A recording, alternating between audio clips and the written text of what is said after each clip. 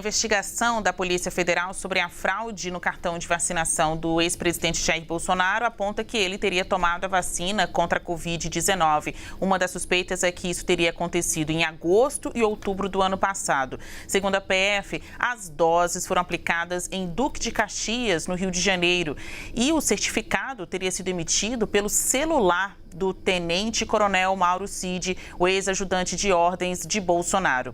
A defesa do ex-presidente afirma que não haveria qualquer motivo para fraude, mas também não descartou a hipótese de hackeamento do registro. Para falar sobre os possíveis desdobramentos dessa investigação, nós vamos receber agora no CNN Dois Lados os deputados federais Rogério Correia, do PT, e Ricardo Salles, do PL. Tudo bem aos senhores? Muito bom dia. Bom dia, Basília. Eu vou começar com o Rogério, que é estreante no Dois Lados. Tudo bem, deputado?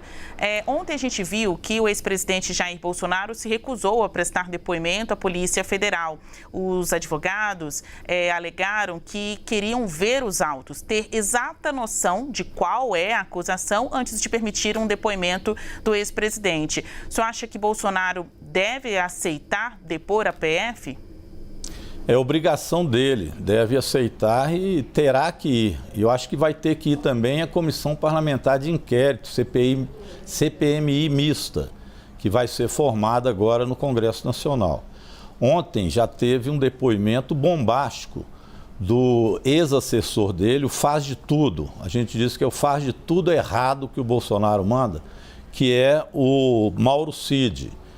Ele ontem fez um depoimento e disse que a questão do golpe tinha sido realmente discutida dentro do palácio, que o ex-presidente Jair Bolsonaro sabia disso. Ele citou 3 casos. Ele citou o senador Marco Duval, que tentou grampear um ministro do Supremo para torná-lo parte não responsável pelo inquérito, que é Alexandre de Moraes. Ele citou Daniel Silveira, que virou uma espécie de herói do bolsonarismo, quebrar a placa da Marielle. Faço um parênteses até para dizer que no caso da Marielle apareceu um outro major que foi candidato do PL no Rio de Janeiro a deputado estadual, que disse lá no depoimento que sabe quem mandou matar a Marielle. Lembrando que quem matou a Marielle era vizinho do Bolsonaro. E citou 2 ministros que também estariam envolvidos nessa questão do golpe. Um a gente sabe que é o Anderson Torres, que já está preso com a minuta do golpe. O outro ex-ministro ainda não apareceu. O que tem isso a ver com o cartão da vacina?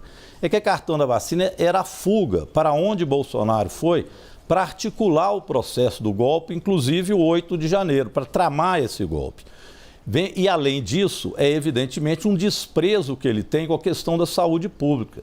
Foram 700 mil mortes e se ao invés de priorizar a cloroquina, o presidente tivesse priorizado realmente a vacina, não tivesse debochado de pessoas que estavam sufocadas morrendo, não tivesse dito que era uma gripezinha, provavelmente 400 mil pessoas não teriam morrido no Brasil.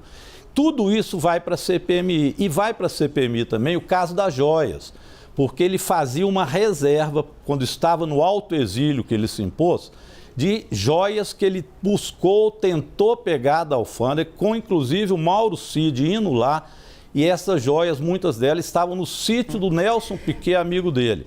Então, tudo isso irá para a CPMI e, com certeza, já é inquérito da Polícia Federal. Eu vou passar a palavra agora para o deputado Ricardo Salles. O senhor acha que o ex-presidente Jair Bolsonaro deve depor neste caso?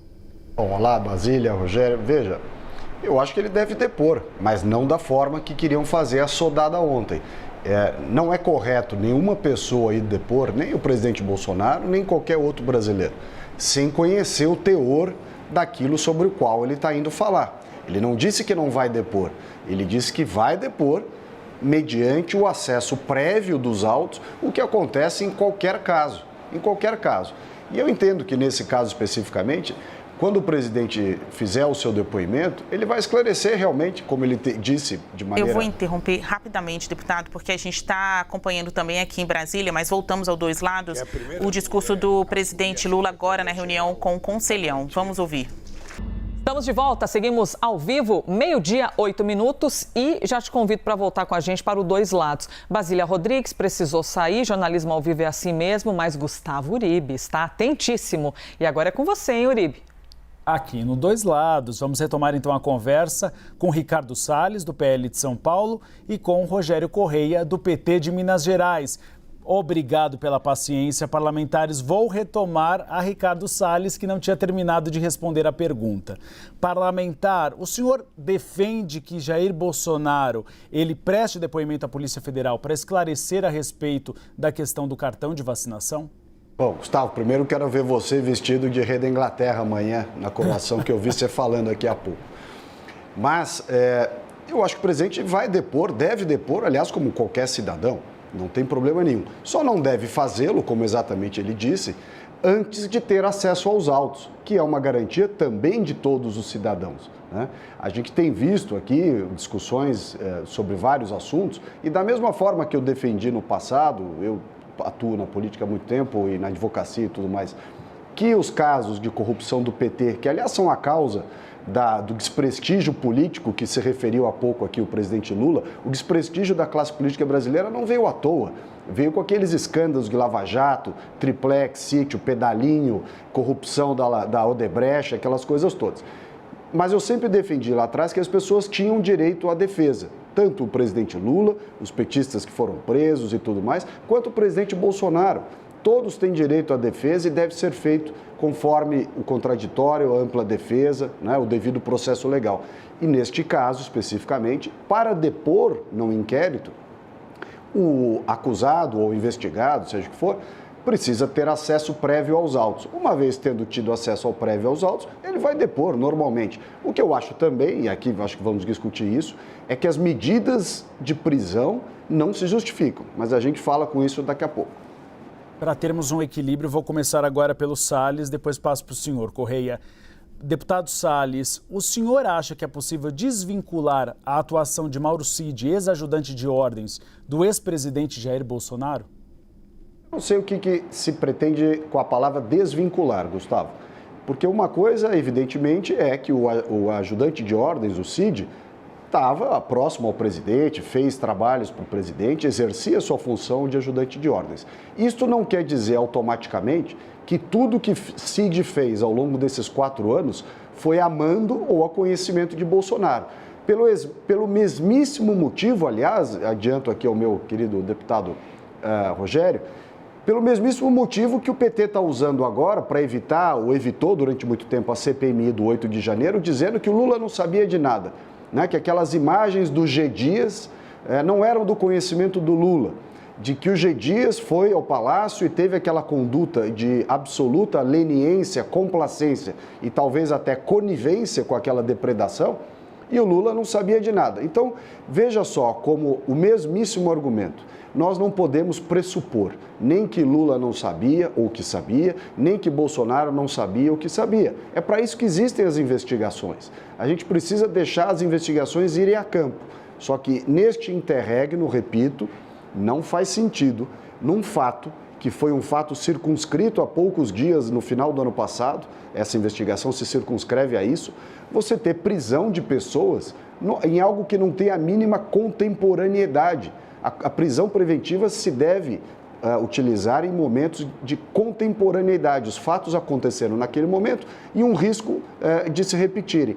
Ora, o governo Bolsonaro acabou, nenhuma dessas pessoas estão mais no governo. Portanto, não faz muito sentido, na minha opinião, esse avolumamento, né, de medidas, sobretudo de restrição ao direito e à liberdade, justamente porque esses fatos já passaram. Investigue-se, julga, se for condenado, aplica a pena que for combinada, faz parte do devido processo legal, mas não pode você adiantar medidas preventivas ou medidas de cerceamento de liberdade por causa de um fato ocorrido há 5 meses atrás. Agora faço a mesma pergunta, Rogério Correia, temos pouco tempo. O senhor acha que é possível desvincular Jair Bolsonaro de Mauro Cid? É impossível, unha e carne, Jair Bolsonaro e Coronel Mauro Cid, que aliás o Bolsonaro queria colocá-lo, inclusive, numa guarnição do Exército, num batalhão em Goiânia, e queria colocar lá porque fazia parte do planejamento golpista. 8 de janeiro, deputado Ricardo Salles, não foi apenas uma data que nós temos que firmar nela. Ela foi um processo, um acontecimento. Nós temos provas e vamos mostrar isso na CPMI, que todo o processo do presidente Jair Bolsonaro foi para culminar com uma tentativa de golpe em 8 de janeiro. Não vamos esquecer que eles tentaram, inclusive, invadir a Polícia Federal no dia da diplomação do presidente Lula. E ali, evidentemente, a viagem de Jair Bolsonaro, não passando a faixa para o presidente, incentivando os atos em frente aos quartéis, e a ida dele com um cartão falso, porque é este o assunto que nós vamos tratar aqui. O cartão é falso. E esse cartão falso foi feito no IP do presidente da República dentro do Planalto.